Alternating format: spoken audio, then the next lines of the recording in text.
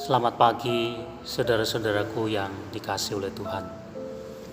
Hari yang baru, berkat Tuhan juga yang baru bagi kita.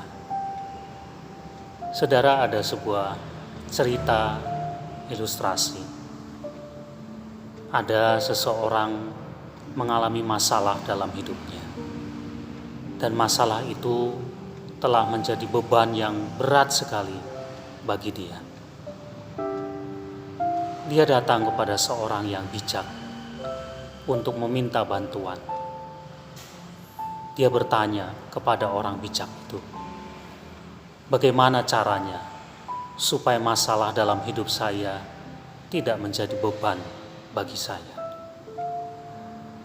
Maka orang bijak itu mengambil segelas air putih dan kemudian memasukkan segenggam garam ke dalam air itu dan menyuruh pemuda itu untuk minum. Segera sesudah meminumnya, orang ini memuntahkan air itu karena rasanya asin dan pahit. Lalu kemudian orang bijak itu membawa orang ini ke sebuah danau yang airnya jernih. Dia di sana juga menaburkan segenggam garam ke dalam air danau itu. Lalu mengambil air itu dan memberikannya kepada orang ini dan memintanya untuk meminumnya. Dan ternyata airnya terasa segar. Orang bijak itu mengajar, masalah dalam hidup kita itu seperti garam. Sedangkan air dan wadahnya itu seperti hati dan pikiran kita. Ketika hati dan pikiran kita sempit, maka masalah akan membuat hidup kita menjadi tidak nyaman dan terbeban. Tetapi kalau hati dan pikiran kita luas, maka masalah itu tidak akan membebani hidup kita.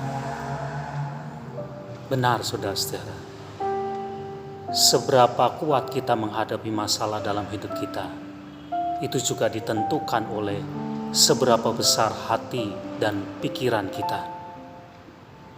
Saudara, firman Tuhan yang tertulis di dalam Filipi pasal 4 ayat 13 mengatakan, segala perkara dapat kutanggung di dalam Dia yang memberi kekuatan kepadaku.